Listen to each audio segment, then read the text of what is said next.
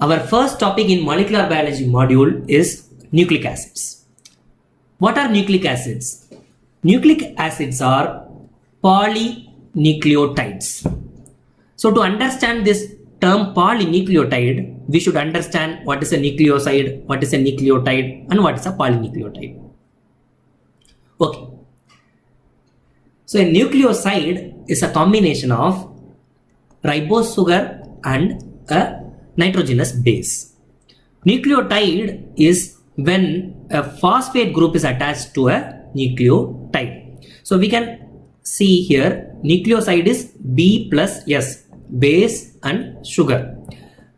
So this is BSP, base sugar phosphate is nucleotide.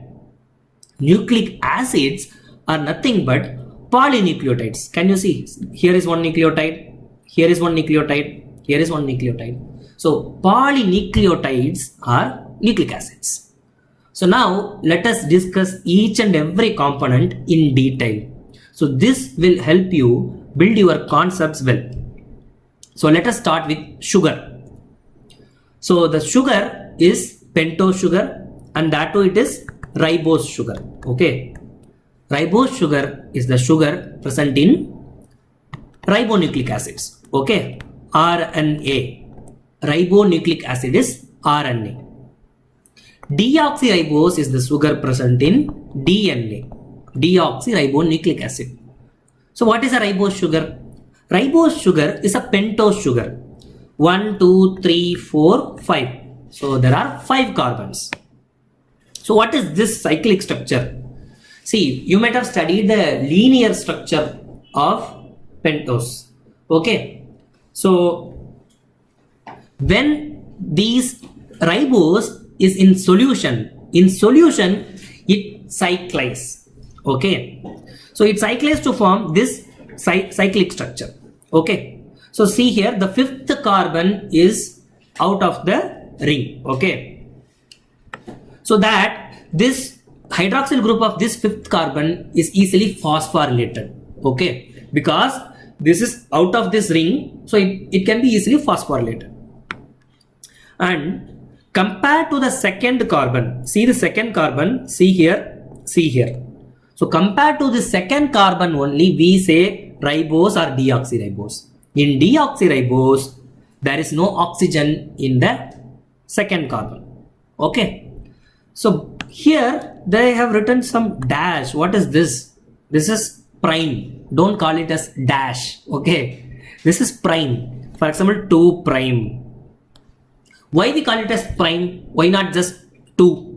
The reason is, you know, nucleotides are made up of base, sugar and phosphate. So the first one is base.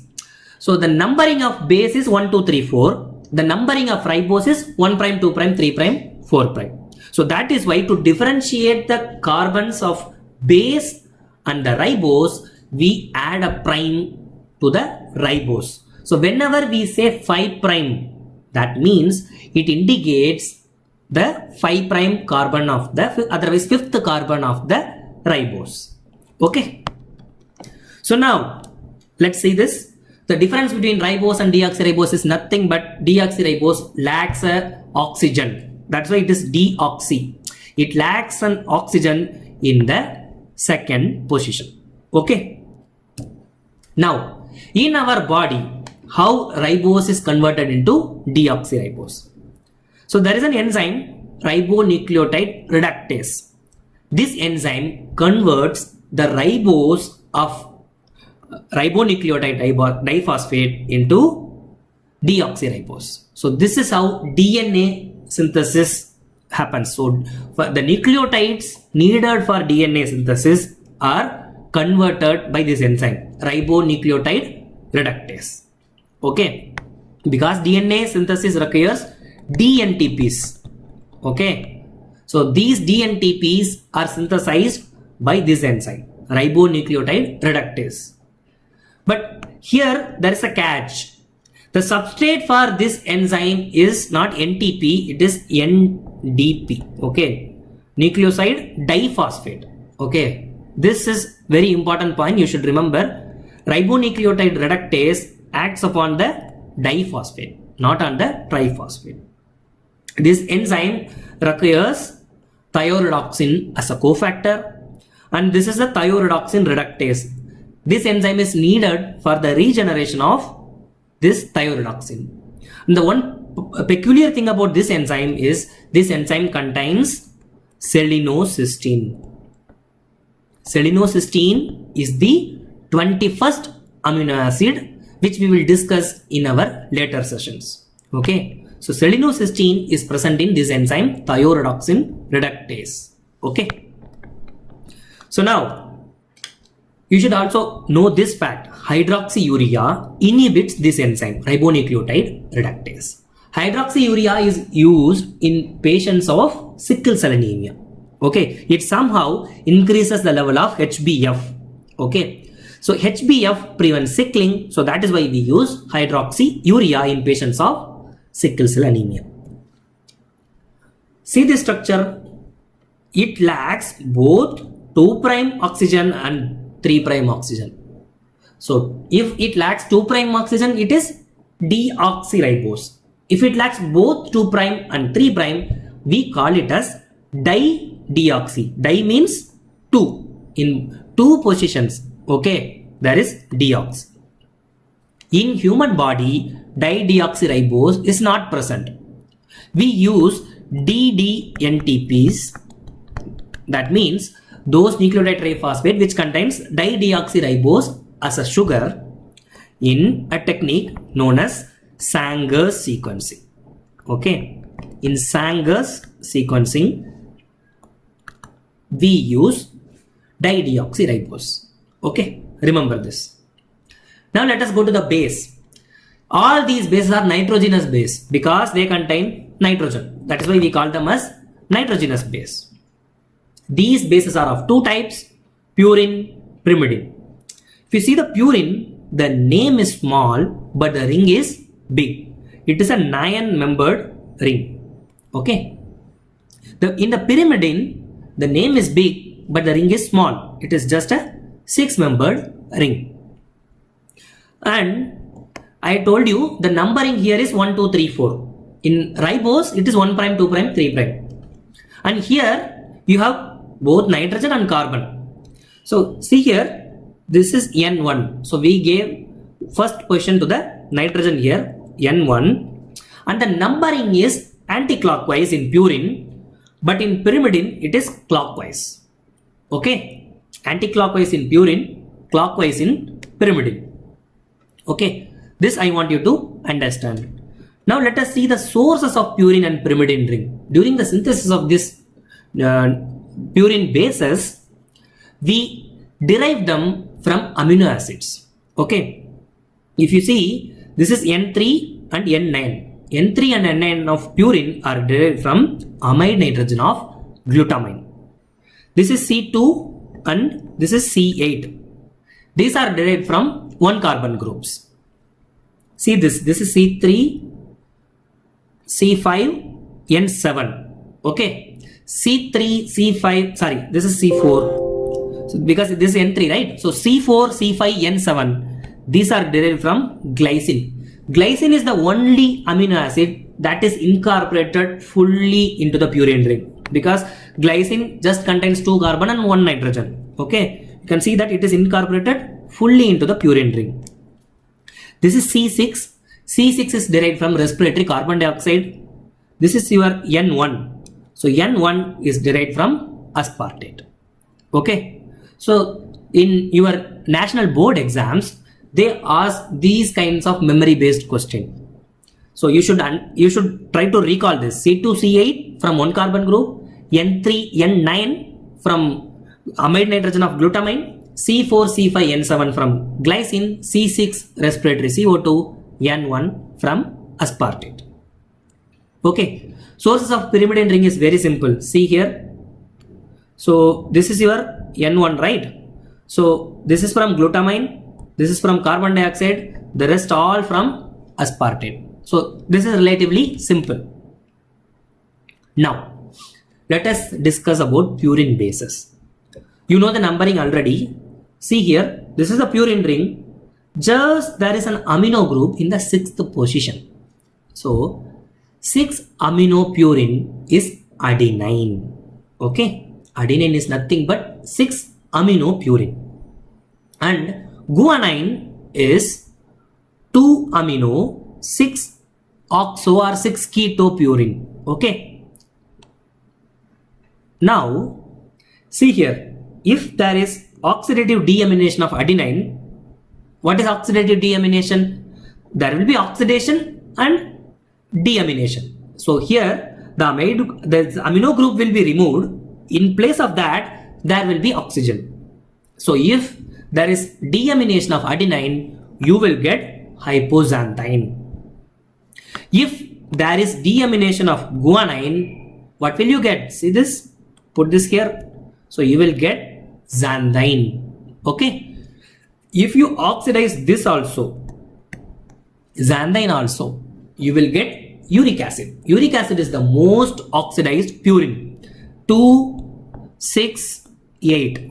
2,6,8 trioxopurine is uric acid. So uric acid is the end product of purine metabolism. Uric acid is excreted in urine. Okay. Why should I know this adenine, deamination of adenine produces hypoxanthine and all? You must be asking. See this. You have to study this in a separate chapter, nucleotide metabolism. But if you understand the fact I told you, it will be very easy for you. See, I told you, right? Deamination of adenine is going to produce what? Deamination of adenine. See this. Deamination of adenine is going to produce hypoxanthine. So, inosine is nothing but hypoxanthine plus ribose. Hypoxanthine plus ribose. Because adenosine is nothing but adenine plus ribose. Okay, adenine plus ribose is adenosine. Okay, so when you cause deamination of adenine, you will get hypoxanthine. When you cause deamination of adenosine, you will get inosine. From inosine, if you remove that, now you can remove the ribose. If you remove the ribose, you will get hypoxanthine. If you oxidize hypoxanthine, you will get xanthine. Xanthine, if you oxidize, you will get uric acid. Now it is clear, right? See this now, guanine. If you oxidize guanine, what are you getting? If you oxidize guanine, you are getting xanthine. See, guanine deaminase. The enzyme is guanine deaminase. If you oxidatively deaminate guanine, you will get xanthine. So knowing the structure will help you to memorize these things. Okay, just memorizing is difficult. By now knowing the structure and memorizing, it will help you. At the end of the day, anyway you have to memorize this. But to aid in the memory, learn the structure. Okay. Now let's go to pyrimidine bases. Pyrimidine bases are cytosine, uracil, and thymine. Okay. So here, this is N1, right? So this is N1. This is, so what is the numbering? Numbering is clockwise. Okay. So this is N1, 2, 3, 4, 5, 6. Okay. So this is 1, 2, 3, 4, 5. Okay. So the numbering is clockwise. See this is going clockwise. Okay. That's articular. Okay. We'll retake. From pyrimidine we'll start. Okay, we will start from the pyrimidine bases. Let me see this. Okay, this initially I was right only. That was N1.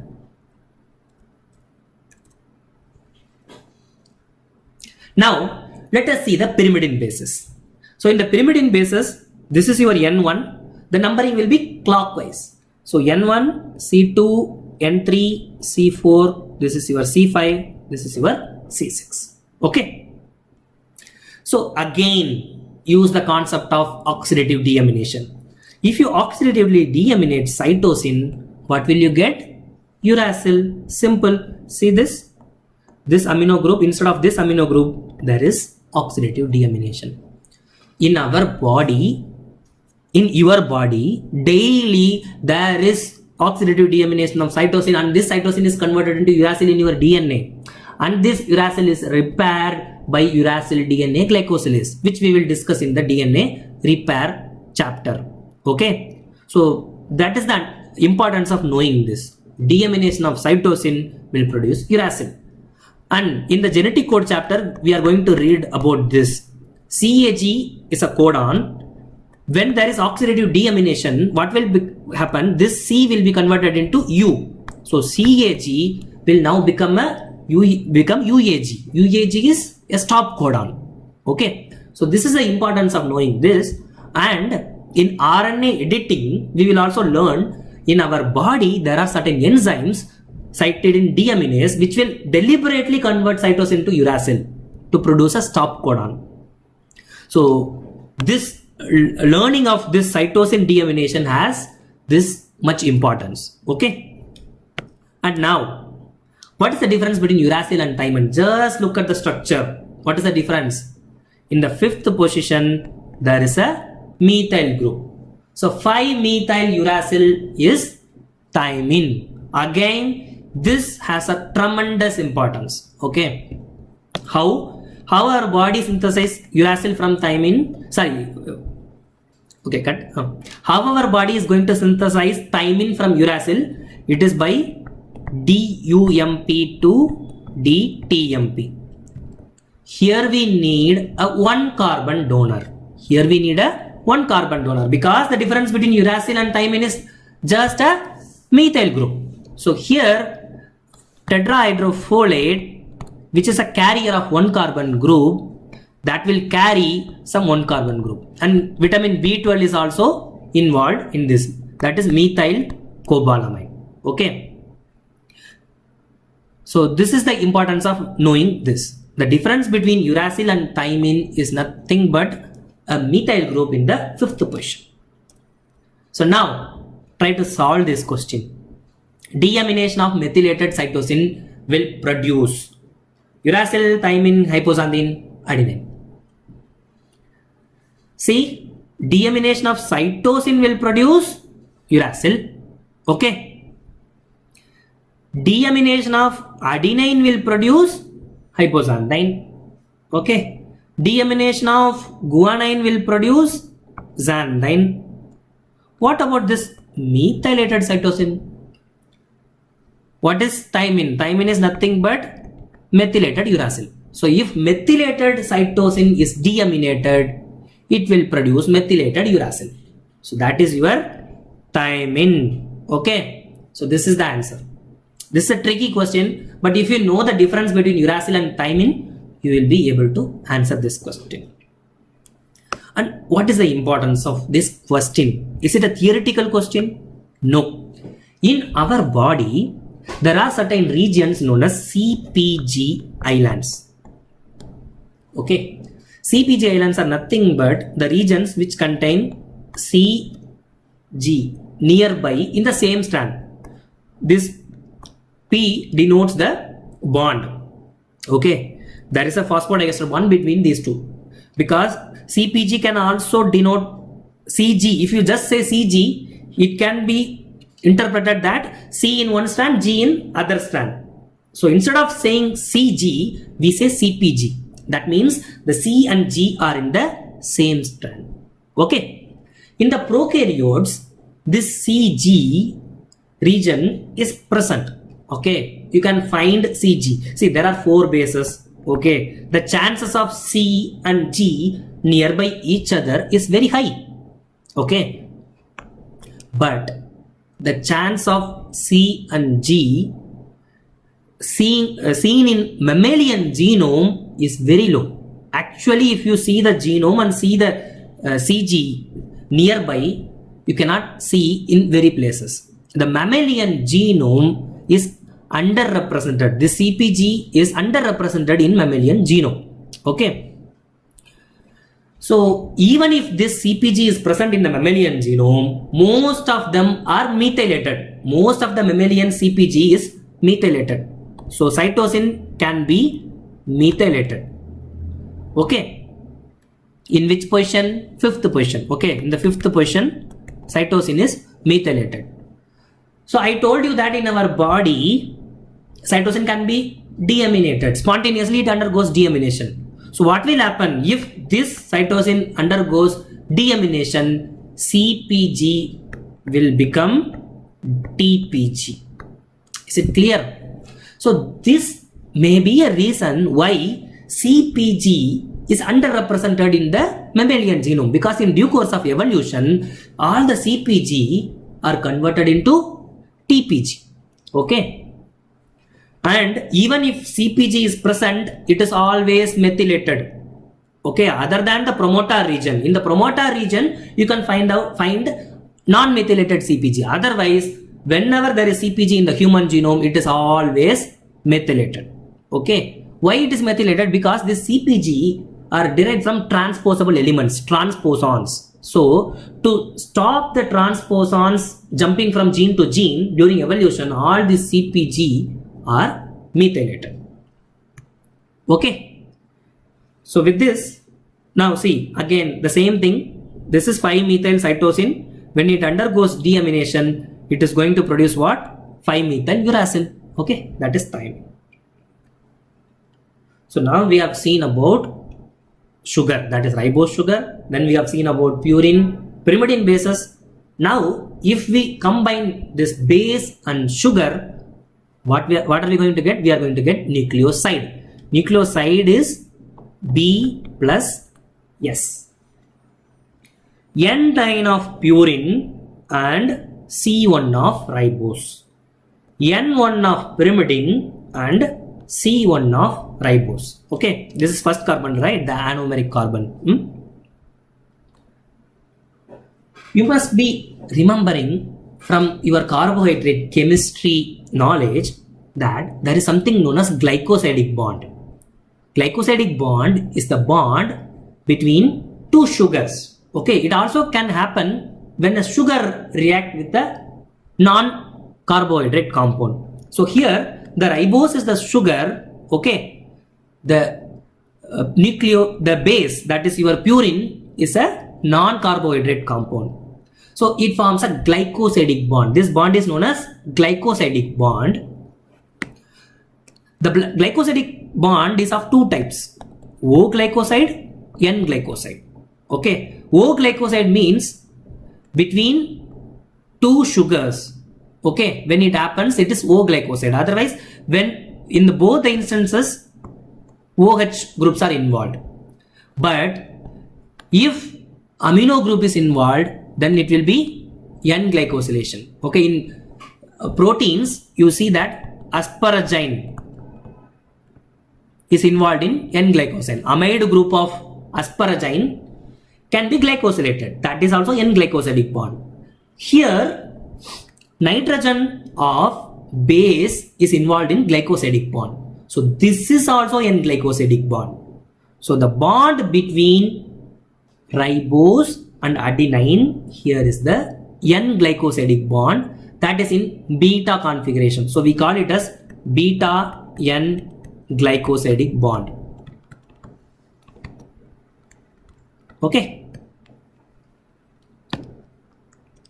so this is beta N glycosidic bond. Why should you know this bond? In DNA repair and all, we will see certain enzymes like glycosidase. So that will come and remove this glycosidic bond. So that is why we should know the bond between these two. Okay, glycosidase is an enzyme which will remove the glycosidic bond. So nucleoside is nothing but a base which is attached to a ribose via N glycosidic bond. Okay, so this is your pyrimidine bases. Okay, now let us go to the nucleotides. Nucleotides are what? Base, sugar and phosphate. If you see here, I told you the fifth carbon is outside the ring. Okay, now it can be easily phosphorylated. When you phosphorylate this fifth carbon, you are getting a nucleotide monophosphate. Okay, so this is AMP because it is mono. We just added one phosphate, and where we added to the fifth position of ribose. Whenever we say the numbering, we should always say it is prime. So if this is 5 prime AMP. Why we are saying prime? To differentiate from the base. Okay, so 5 prime AMP means the phosphate is added to the fifth carbon of ribose. Okay, is it clear? So this is AMP. Okay, now same phosphate can be now attached to 2 carbon. See here, it is the 3 prime 5 prime.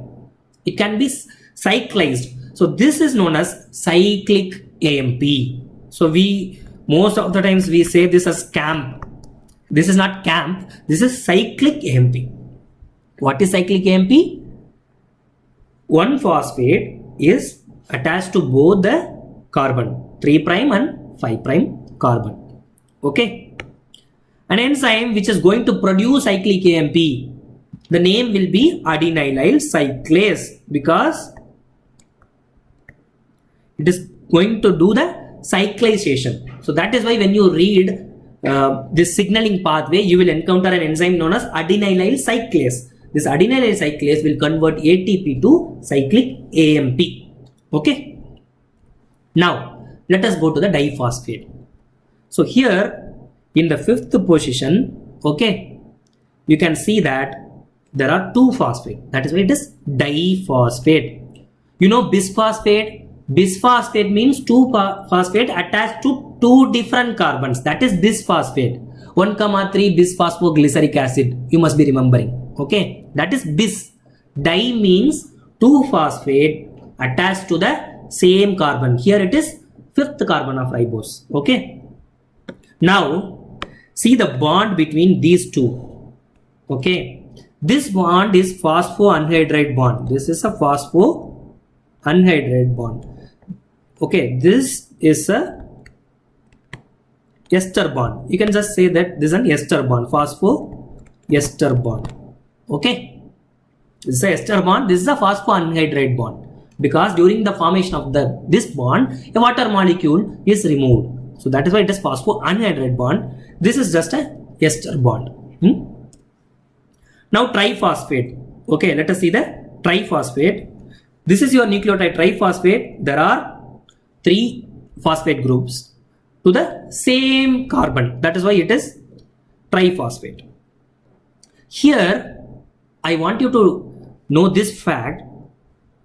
There is magnesium here. See this. Magnesium is a divalent. Okay, it's a divalent cation. So this divalent cation will stabilize the negative charges of the phosphate. That is why in our body ATP, ADP and all, they are always bound to magnesium. They exist as ATP magnesium complex to stabilize the negative charges present in the ATP. Is it clear? That is why hexokinase, glucokinase, wherever you see kinase enzyme, all the kinase enzyme, they require either magnesium or manganese. Manganese is also a divalent cation. So these divalent cations are needed for the activity of kinase enzymes.